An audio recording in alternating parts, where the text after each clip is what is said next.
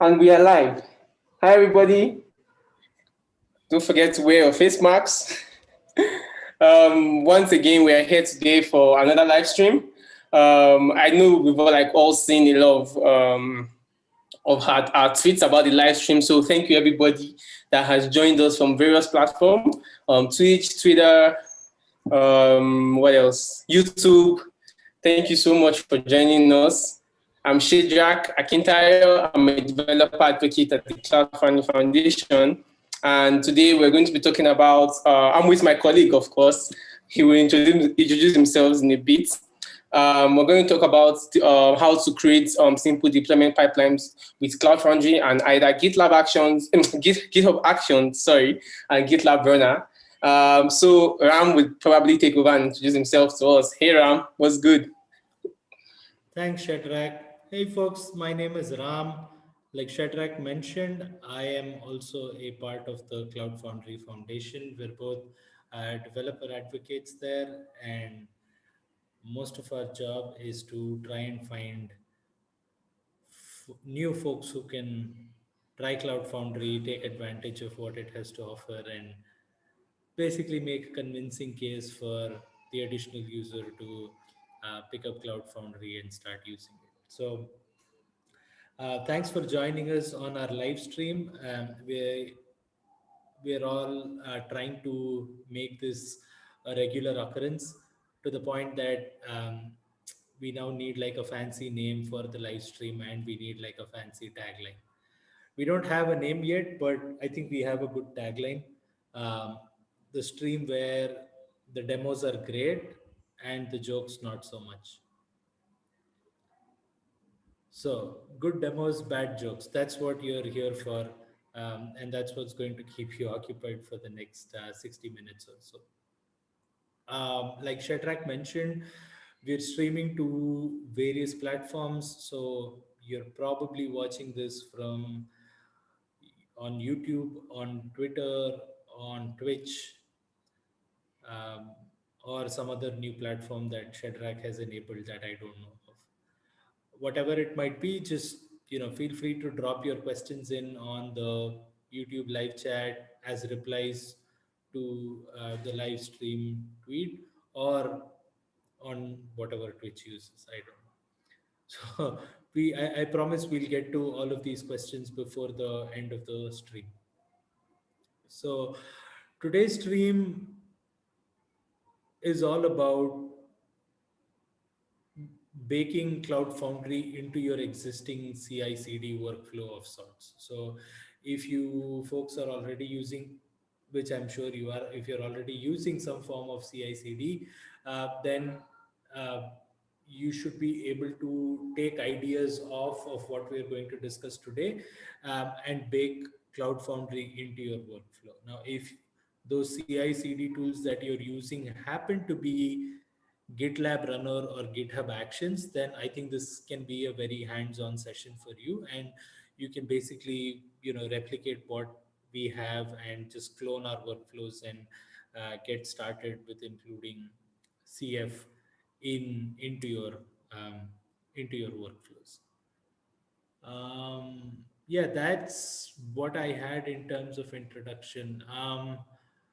Just to sort of do some additional context setting, Shedrack, do you want to speak about what CF Arcades is and give like a quick introduction to CF itself? Yeah, sure, definitely.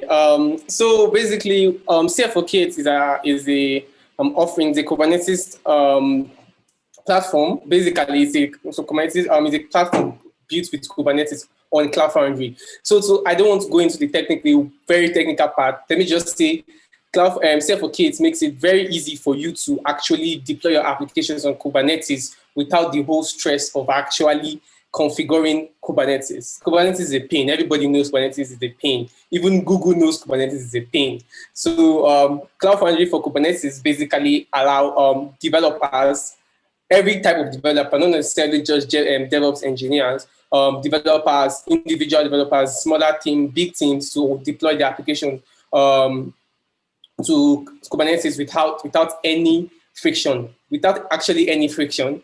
It makes it very easy for you to include your whatever projects you're working on, big, small, large, on Kubernetes, which is really, really easy. And the Cloud Foundry itself is an open source platform as a service that allows developers to deploy various types of applications on it. Basically, we have support for almost every single language you can probably think of. But first class citizens are probably Node.js, Python, Go, Scala, like a bunch of like these popular programming languages are actually supported on Cloud Foundry. So one of the reasons why Cloud Foundry is actually what the platform as a service that you should be using is because of how the developer experience is. You do not need to learn so much config. You don't need to write little to know YAML to get your application up and running and also deployed. Unlike other platform as a service, I'm not taking any shots. I'm just saying.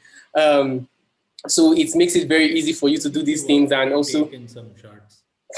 No, it was harmless. Trust me. Everybody over this ecosystem is big. Also the show where we are a little mean to a few other tech products. Yeah. So don't mind Ram. We are very nice people. Trust me. So yeah, we Cloud Foundry makes it very easy for you to do this whole deployment processes as easy and as fast as possible. So today, what we're going to do basically is we're going to show you how you can include Cloud Foundry for Kubernetes into your deployment pipeline, basically. So we are going to talk about continuous integration and also continuous delivery. So Ram would basically just take us on the basics. I'm pretty sure most of us watching are like DevOps experts. And for the ones that are not actually DevOps experts, Ram is going to go through a bit on what CI/CD really is and how it could help your development workflow. Sure. So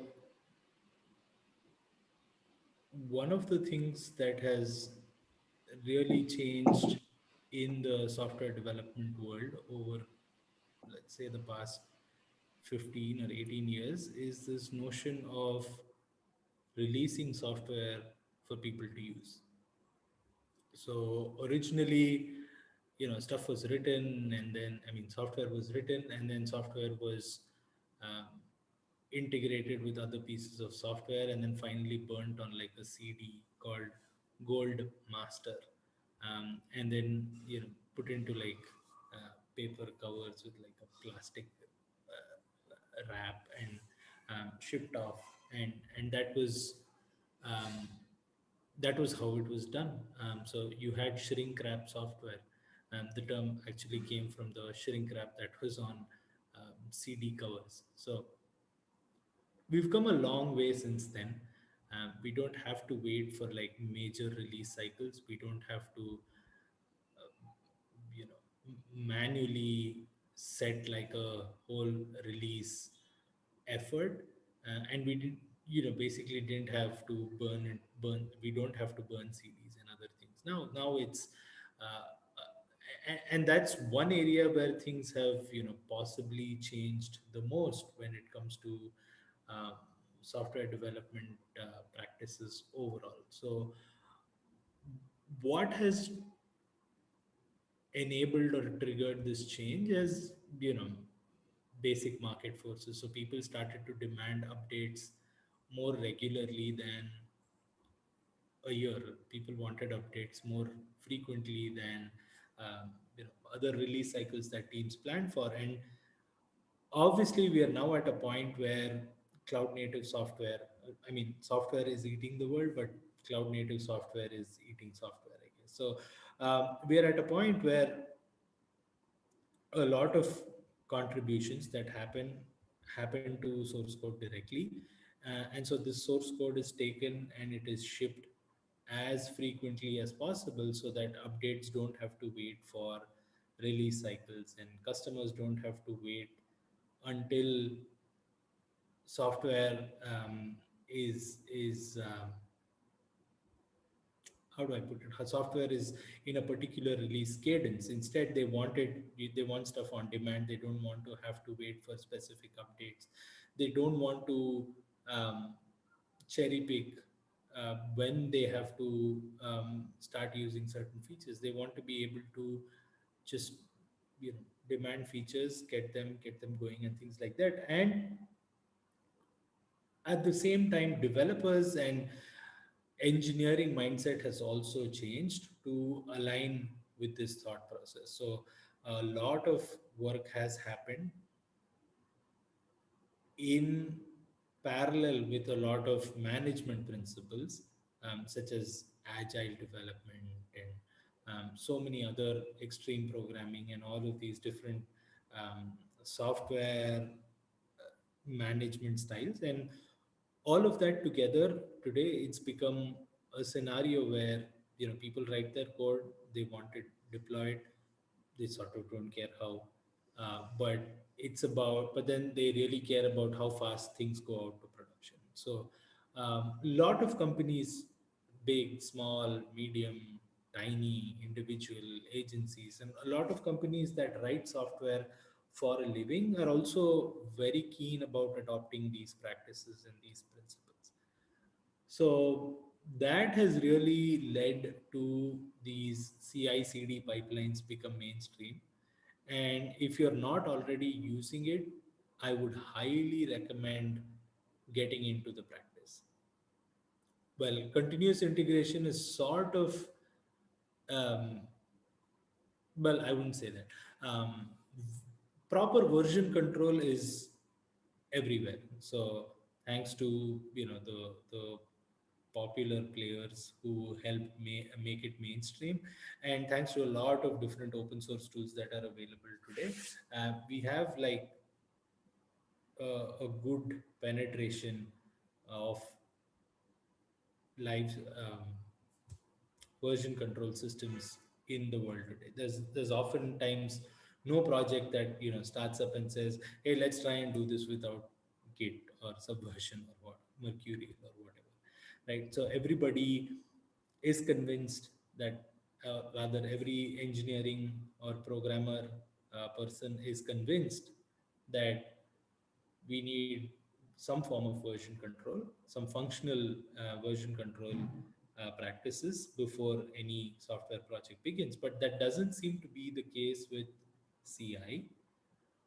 And it's also a lot less when it comes to CD. And by CD, we are going to mean, for purposes of this stream at least, we are going to mean both continuous delivery and continuous deployment, whatever might be the goals. So, um, both CI and CD are slightly difficult to set up because it involves, cutting across technology, cutting across best practices, cutting across, a lot of human involvement, and it can it can become very tricky for folks to navigate in early stages, and then it will accrue as technical debt before it ever sees the light. So they can be difficult, but one thing that sort of simplifies this whole problem is if the CI/CD pipelines sort of come integrated along with your version control systems. Then it's, you know right there for you to use, and you can start making use of it. And B, it's one less license to pay for, which is a very compelling reason why anybody would use a particular software tool. So keeping that in mind, we sort of designed today's live stream in order to be, here's some CI/CD best practices for you, and here's how you can use them with two of the most popular version control tools on their free plan itself. So you're not paying like a dime additionally. You're just making use of the tool that's already available in the toolbox. So that's basically the goal with this whole stream. So Cloud Foundry as a developer experience vastly improves the whole um, intersection or interface with Kubernetes. if you can hook it up to some automated build tools and deploy tools, then it extends that simplicity and it extends that convenience to not just you as an individual working on the project, but to the project as a whole. It really doesn't matter what language you're using, what scale you're operating at, and there's so many advantages to using Cloud Foundry in general, and all of that can be extended to like the entire software project itself if you're working with the CI/CD tools that are baked into version control of sorts. So that really is the goal of the stream today. So, Shadrach, do you want to show the GitLab version first? Yeah, sure, definitely. I definitely should do that. So this basically is I'm going to show everyone how you can basically build a very simple build and deploy pipeline with GitLab and Cloud Foundry for Kubernetes. Now, it's very simple. It's really simple, and it can work for basically any application, depending on whatever you need it to do actually. But this particular pipeline I'm going to show now just builds the application, then deploys it to Cloud Foundry. So I'm going to explain the process, how it works, etc. So let me just quickly share my screen, share my desktop. Now, so now, this is basically an application. It's basically like a single page application built with Node.js and JavaScript that I've hosted on GitLab, right? The code is on GitLab, and to deploy it, I need it to be on GitLab before I can deploy it to add it to my whole deployment pipeline. Now, this is basically what it consists of. It consists of various folders and a Docker ignore file, which is obviously not needed. It's just I was just testing out things. The Docker file is also not needed for some time for this particular purpose. So the only thing we need here is the GitLab CI, the YML. Now this is the file that basically creates the whole deployment pipeline. You only need to write the YAML here to describe how the pipeline should work and how it should look like on only just this file. It is different for GitHub, and Ram is going to show you why it is different and how GitLab and GitHub does its own. But GitLab, all you need to do is just to have it .gitlab CI, the YML file, and you are good to go. So now, before I actually explain this, what actually helps this whole thing work is called the GitLab Runner. Now, the GitLab Runner is basically, let me show you what the GitLab Runner is. So the GitLab Runner is basically a trigger. It is trigger. It's an action. It's a trigger basically for this for the pipeline basically. So whenever you make a push to that repo, the GitLab Runner is actually going to check. Always, it keeps checking. It's going to check if there's any CI/CD pipeline configured, and once it finds .gitlab, the YML file, it uses that particular file to start the whole deployment or the whole pipeline process and jobs. So this is how you can find it. It's on the in the CI/CD part of your repo, and it's on the runner side. So if you expand down, now for this particular project, I'm using a shared runner.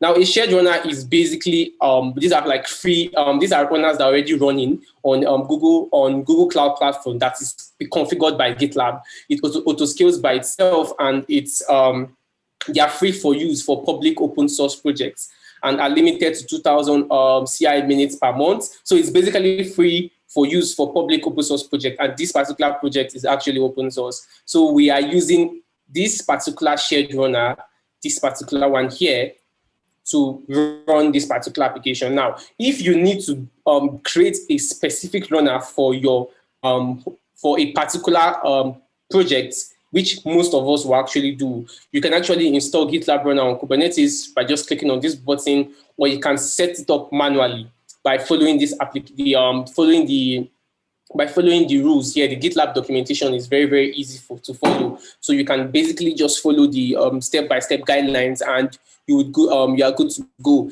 Now, me, since this is an open source, this is a very demo project, I am not running any specific runner for that particular application. I'm using one of the shared runners that GitLab has made available for us. Basically, anybody can use this particular runner. So now let me explain how it works. Now, let's just talk about this for a little bit. So the way the whole the GitLab CI, the YML file is built, is written is in stages. So stages are how the whole pipeline should look like. So I have two stages here, which is build and deploy. Now this is how the pipeline looks like. Just two jobs, building and deploying. That's all the pipeline is doing. It's building our project and it's deploying it now.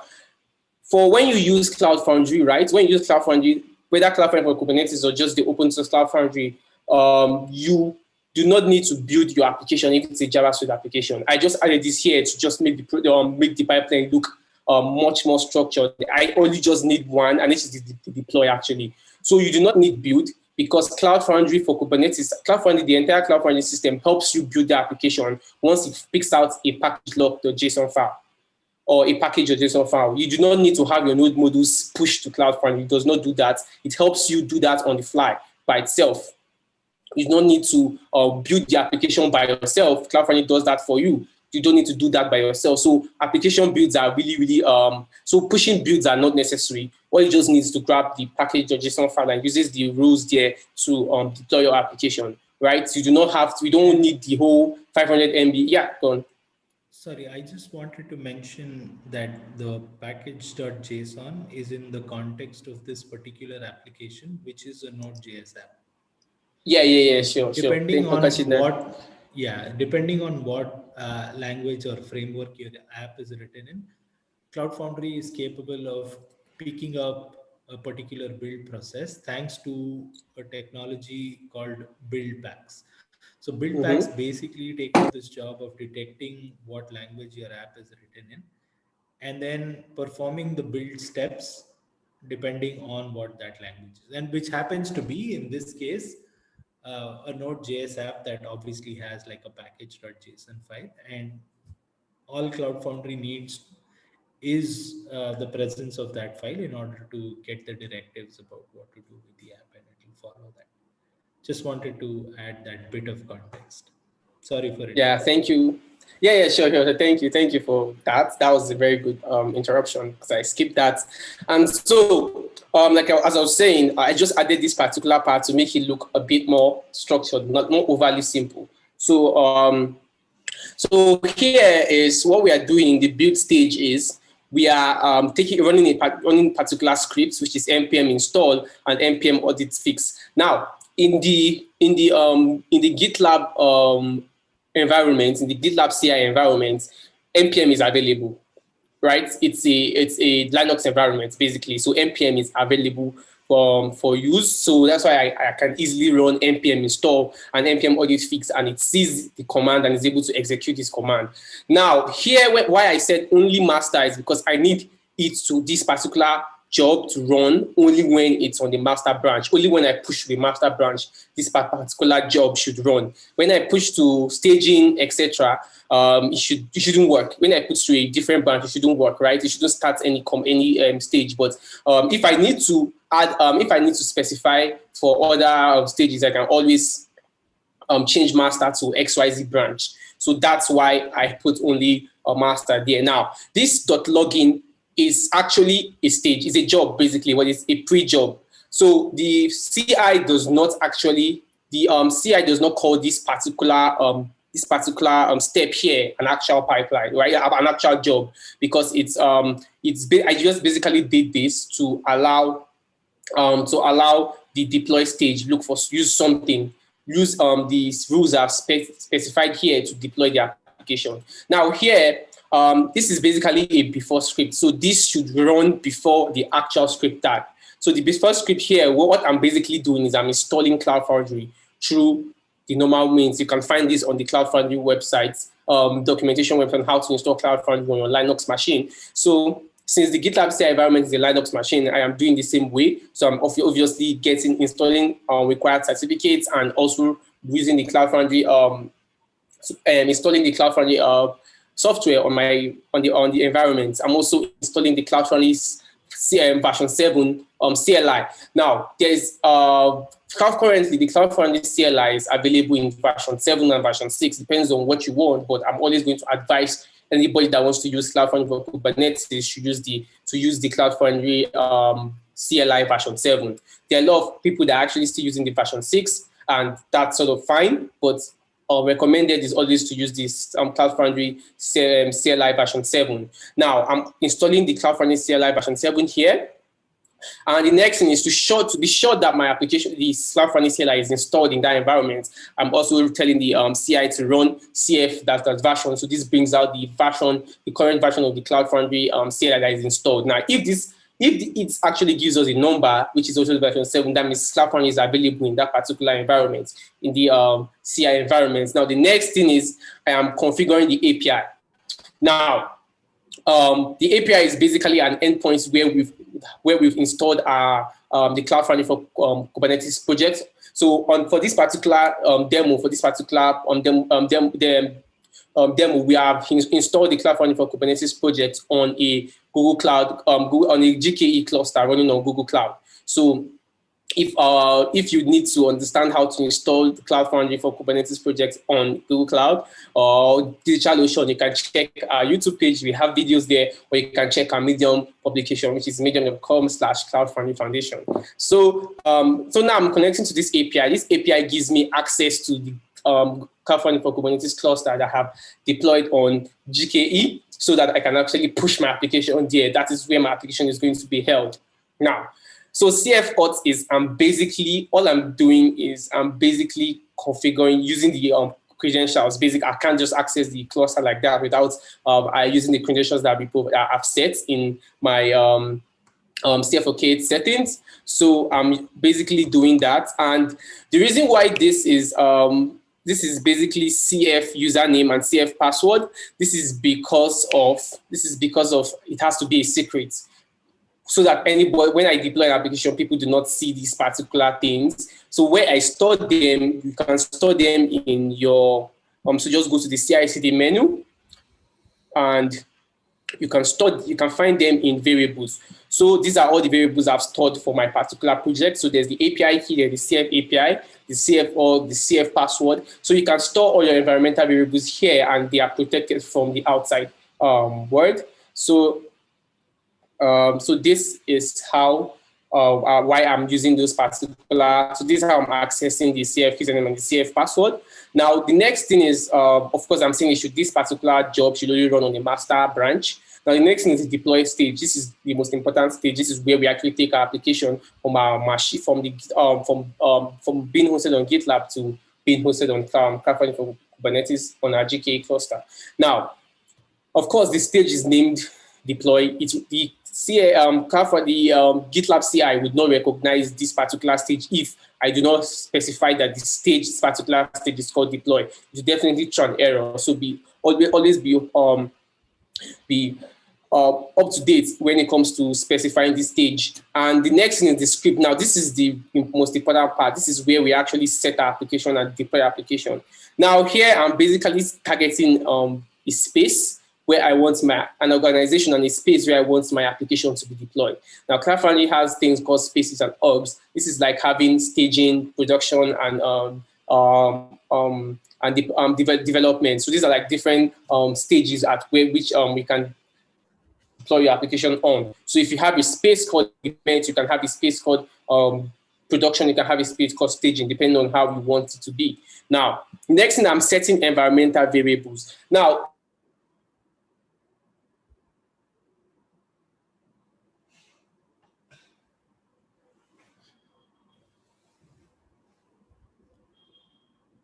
so I have to set those environmental variables so that Cloud Foundry can recognize them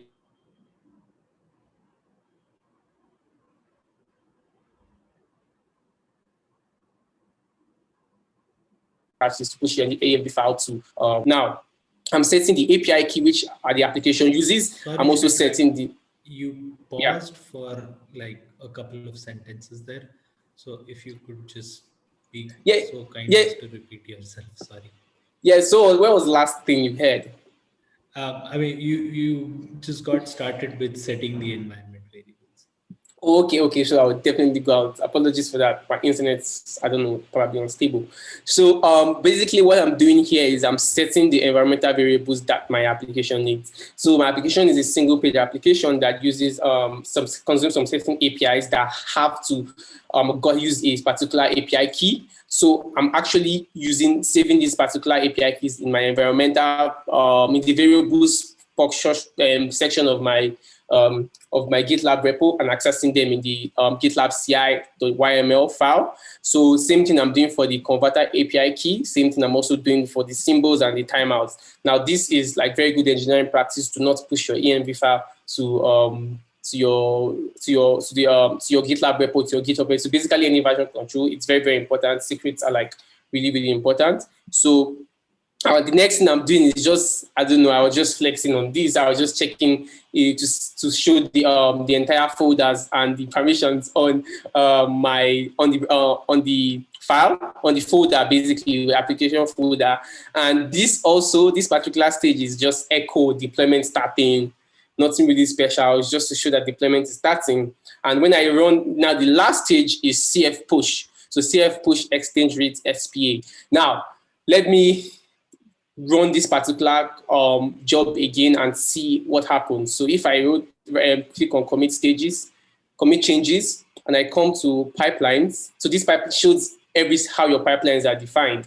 So for example, now this is the stages. So this is the build, which is currently running, and this is the deploy, which has currently been created. Now it's running, and I know you've seen a lot of failed. I mean, that's how CI/CD works. There are a lot of failed before you get to before it actually passes. So let me just quickly show the build phase. It takes a couple of seconds, if not up to a minute, for the entire thing to run. So it's going to take a while. And if this actually works, it jumps to the next stage. So because of time, I'm just going to show you an example of the whole deployment how it passed. So if I should scroll down, so this is the same process that I did. I actually deployed it 1 day ago before today. So this is how it does. It just runs the entire command. So I'd specify in the GitLab, the YML file, that it should npm install, so that npm installed it, and it has also run that npm audix fix. Now, after this job has succeeded, it moves on to the next job, which is the deploy phase. Now, the deploy phase is the most interesting part. This is where we actually use Cloud Foundry for Kubernetes, right? So the first thing it does is to install Cloud Foundry. So this is where we have apt-get updates. Now, we're also installing all the needed certificates, and we're now installing Cloud Foundry. And we are also installing Cloud Foundry CF CLI version 7 here. If you can see, then this is when I check the version of CF to be sure that it has actually been installed. If this command fails, the whole job will stop here because we can't find Cloud Foundry for Cloud Foundry installed. Now, the next thing is to do the configure the API endpoints, which actually it has. The next is also to authenticate with the API endpoint that we set and the username and password. Then the space that we set, very, very important. And lastly, before that, I also set the AMV, the API keys that is needed for the application to actually work. So the converter API key, so this thing adds this ENV environmental variable to the whole to your application on Cloud Foundry environment, because it runs in a Cloud Foundry environment. Now this is the LS that should be sure to basically show all the files in our folder. Then this is deployment starting. Then this is CF push. Now what it does here is it packages our file for upload, and it stages our app and uses the build pack to detect which application are we actually deploying. So if you can see here, 3 out of 4 build packs participating. Basically, uses a Paketo build pack. The Paketo build pack is a build pack that was created by the Cloud Foundry. It's a Cloud Foundry project, and it uses the cloud native build pack specifications to work. And So this build pack basically is what's going to help us to deploy our Node application. So if it's a Ruby application, you use the Packetto build pack that's for Ruby, and if it's a Go, you use the Packetto build pack that's for Go. Basically, it's just uses build pack to help us deploy to help us pick the kind of application we want, and also deploy application, like Ram said. And from here, it just does like a couple of things. Now, if you look at this particular process here on line 193 is basically the start command. This is the command that actually starts our application, right? So it actually has to pick up this command for it to be able to successfully start our application. Now, after doing the whole thing, it basically tries to, after deploying pushing the application and packaging it, it now tries to start the application with the start command that we've specified. Like normal start command for starting Node projects, which is Node server.js most of the time. Then when it automatically starts it, you can see that there's a print to our console which is running. So application has started and has started running. And the name, it has specified the name of the app, like we specified exchange with SPA. The requested state is started. The route, so now the route is basically where we can find the application running. It's a link for our application, basically. So let's check if it's actually deployed completely. And okay, so what we basically have pushed recently has actually deployed. Now let's see if we can find an application running. So if this is basically where we can find our application. Now, if I should come here and do exchange, yes, so this is basically the link exchange rate xpa.apps 34. This is the IP that we've configured on Google Cloud. And if I should click on this, fingers crossed, we should see our application running live, hopefully. I mean, yes, sure, definitely. So this is basically the application. It's basically running live on Cloud Foundry Kubernetes. And we have, it basically just shows currency. You can also change your exchange. You can also change the currency and also see historical rates for basically for different dates. So this is basically just a very simple, I just demonstrate how to build a very simple deployment pipeline for your Node.js application. This would also work for whatever type of application you are building. You just need to specify the correct script when running, when writing the YML file. So this is it. This is just how to create a simple deployment pipeline with Cloud Foundry and GitLab CI/CD, with also the help of the GitLab Runner, basically. So this is just it. This is how our application is running live on Cloud Foundry for Kubernetes, as easy as it is. This is very, very easy.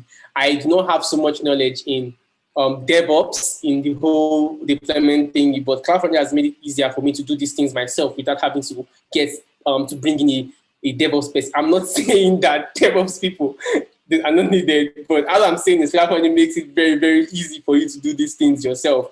And also for individual developers that want to just deploy their application live, their full application, their static site applications, you can Kubernetes, if you want to, you can easily do that with Cloud Foundry for Kubernetes. So thank you for listening to my demo. I'll hand it over to Ram to show us the GitHub Actions process. I'm saying a lot of GitLab. I don't know, sorry for that.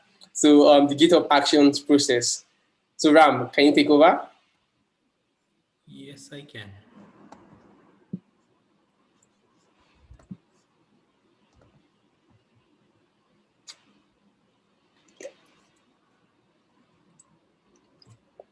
All right. So the process that Shedrack outlined is basically universally true, which is you have a Linux environment, I guess, which you can use to configure certain scripts, certain workflows, and just get your deployment done through this environment.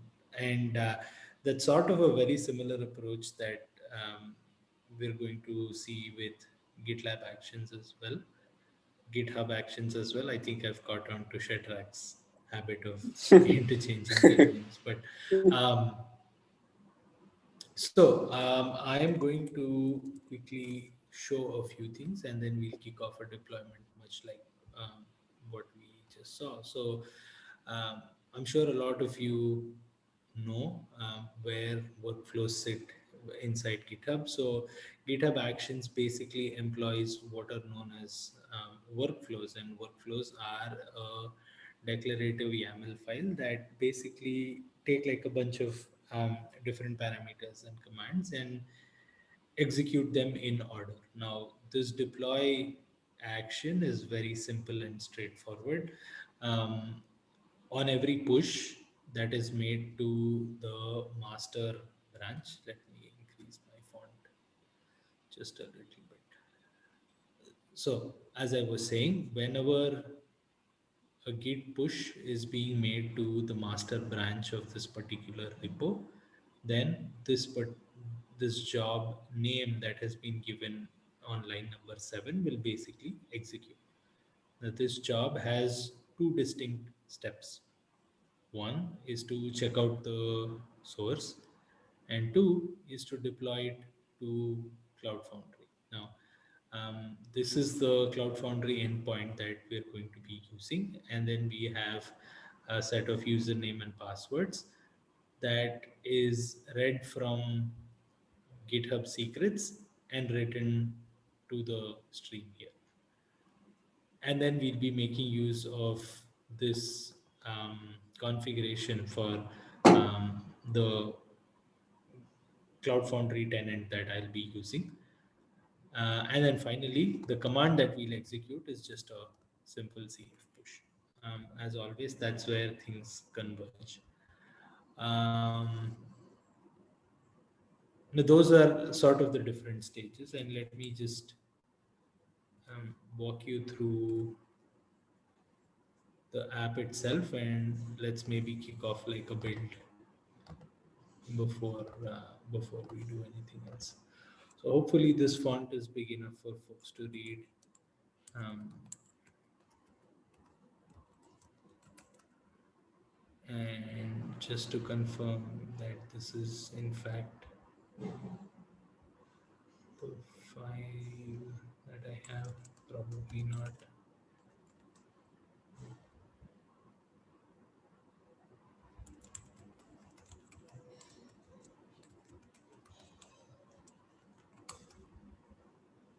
Yeah, so like I mentioned, there is a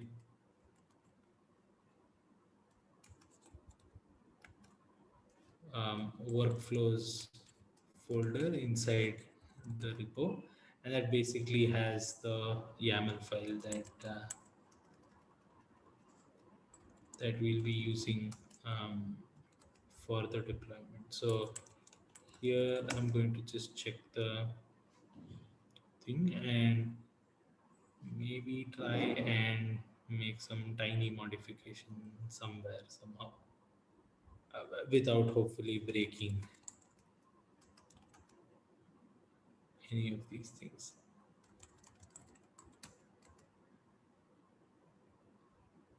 Probably not.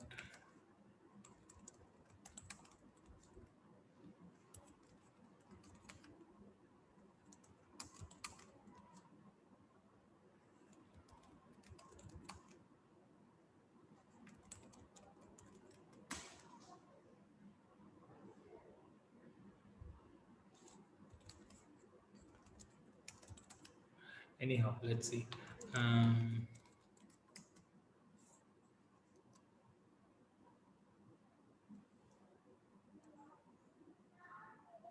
so interestingly,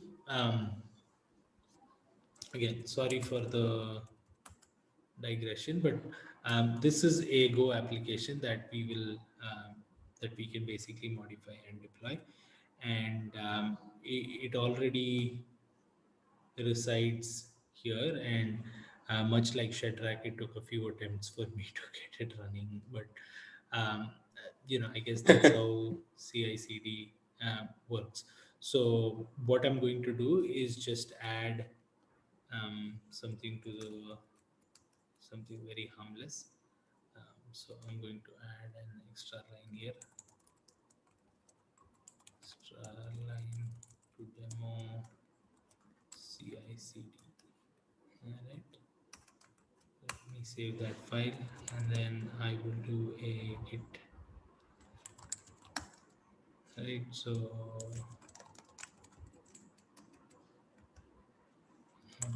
I will commit just live stream things, and then I will git push.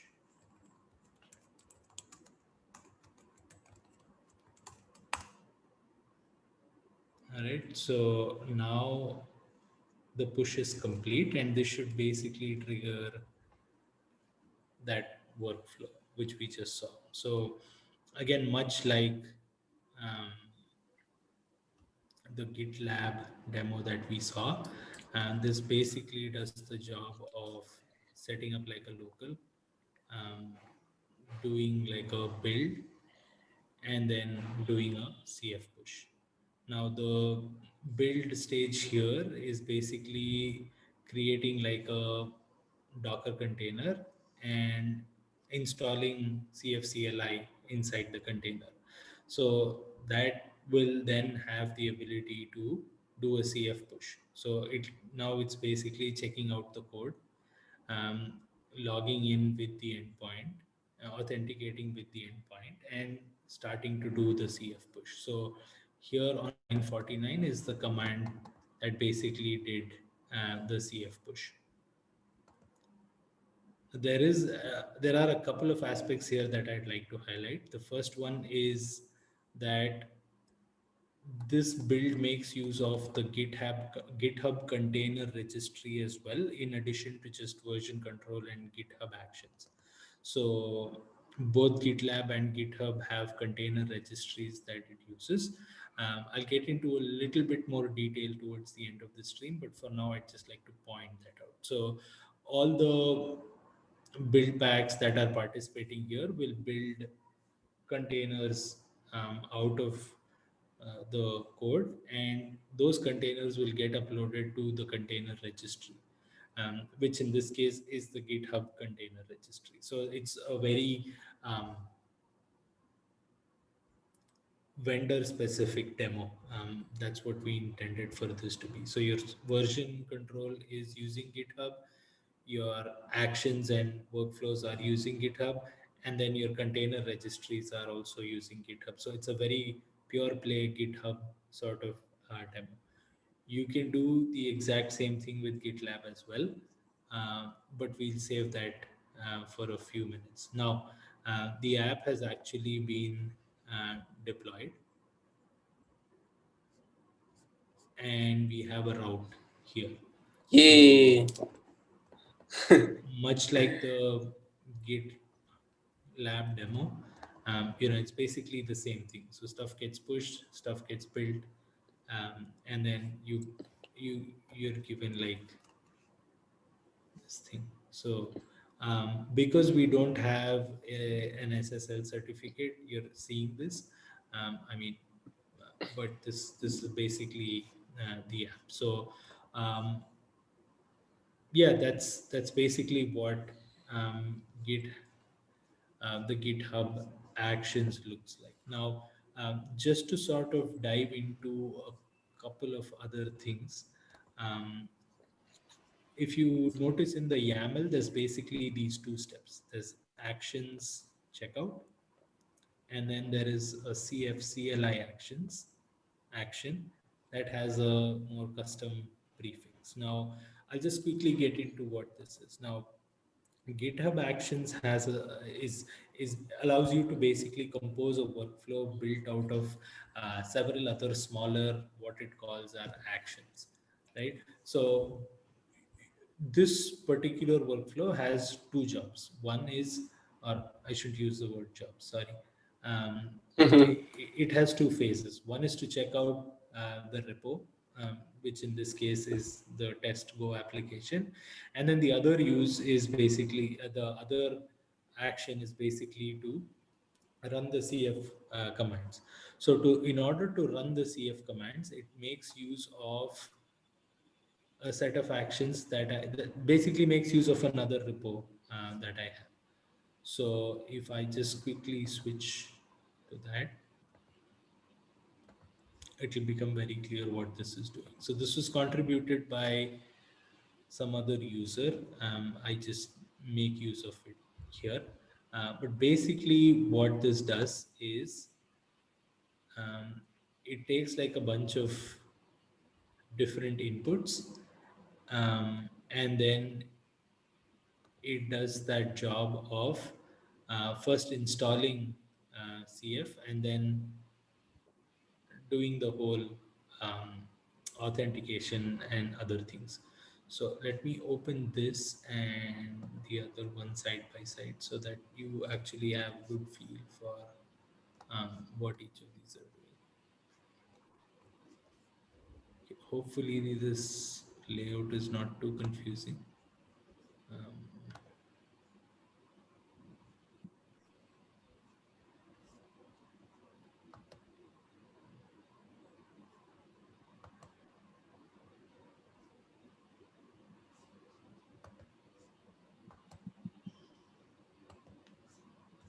all right.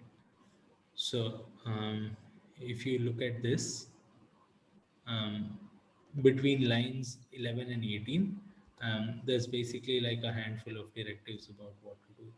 And if you look at this on the left here, on line Mm-hmm. 11, inside this, it basically says CF something, and that something comes from this command on line 18.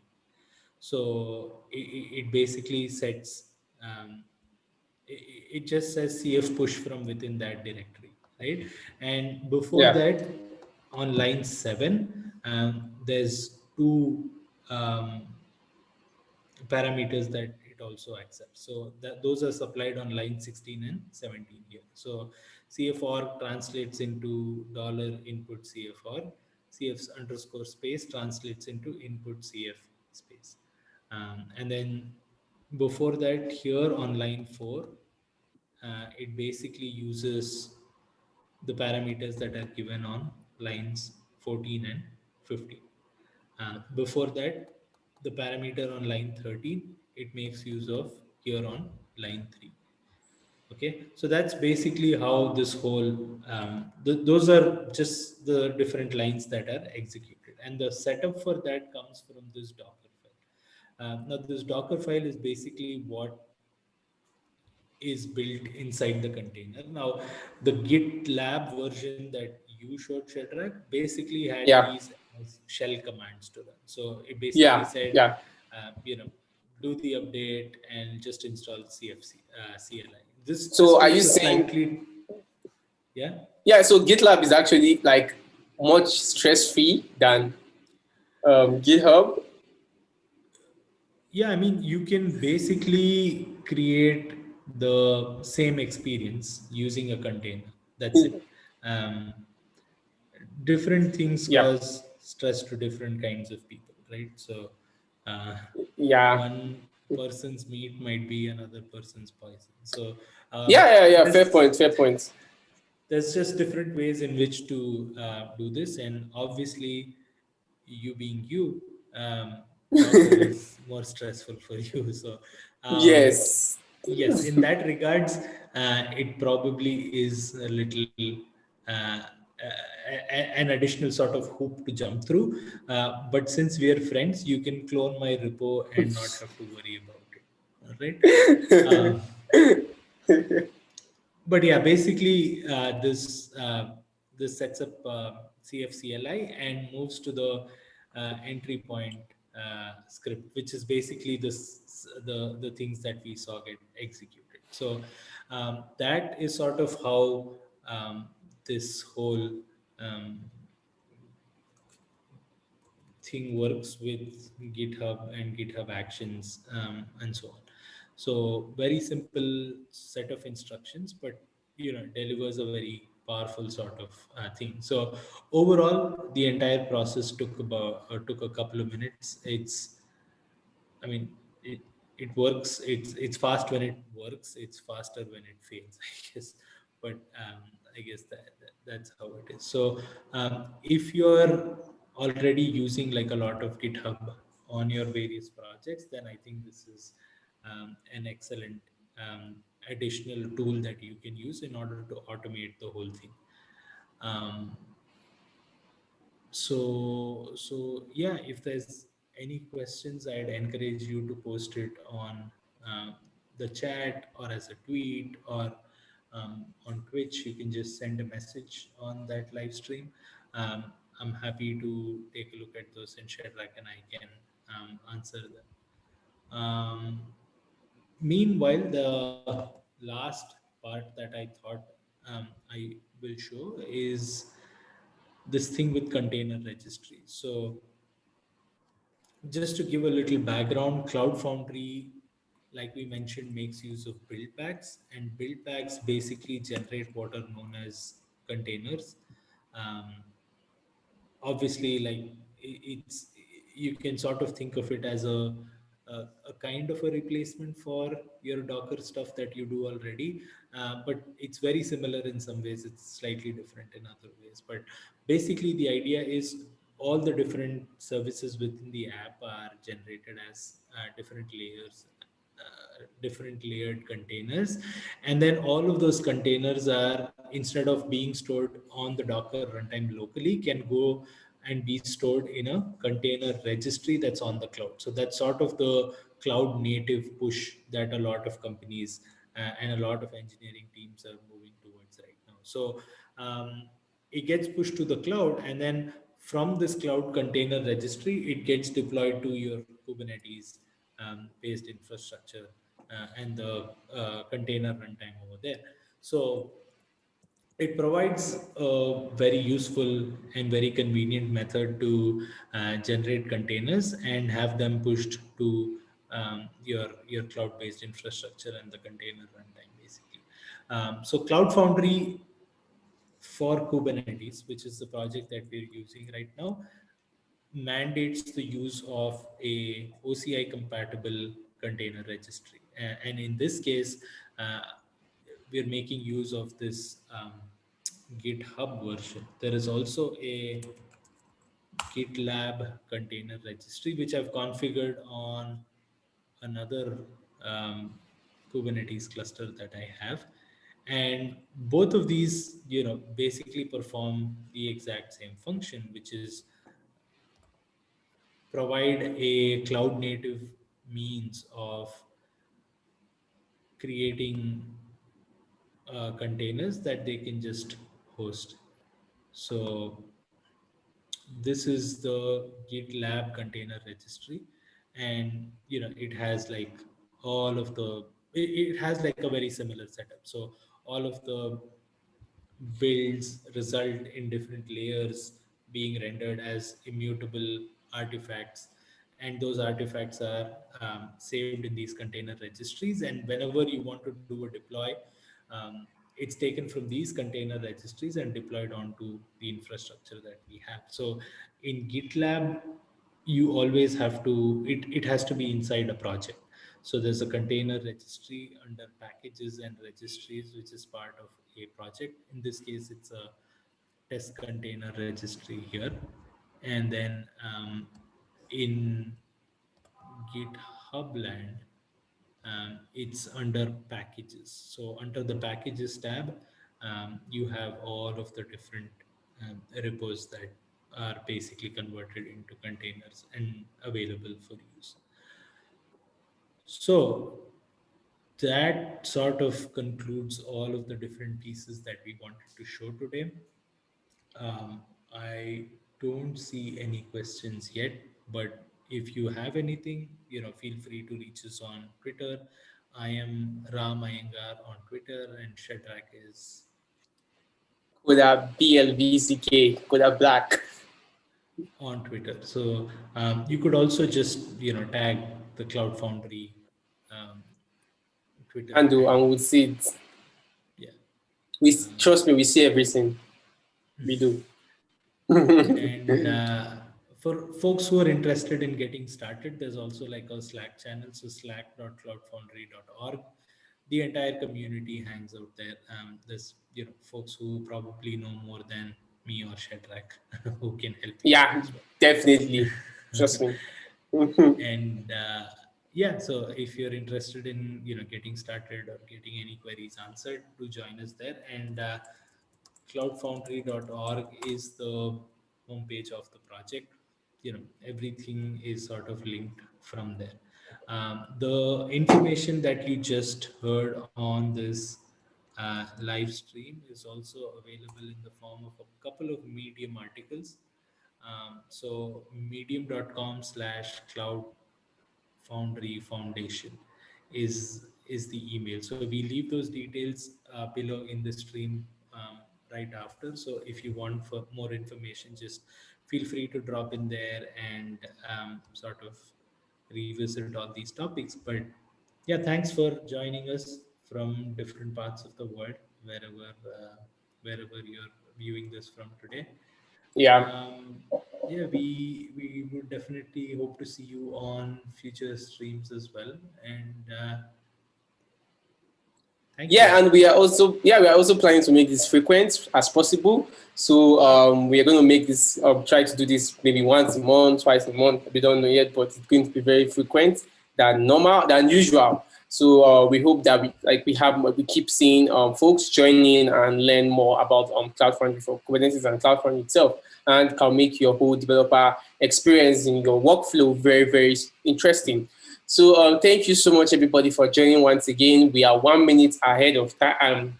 Ahead of the time we've specified. So apologies for taking 1 minute of your time. And doing next month again with some other different topic. And thank you so much for always joining in. If you're always joining, so yeah, bye, and don't forget to wear your masks and wash your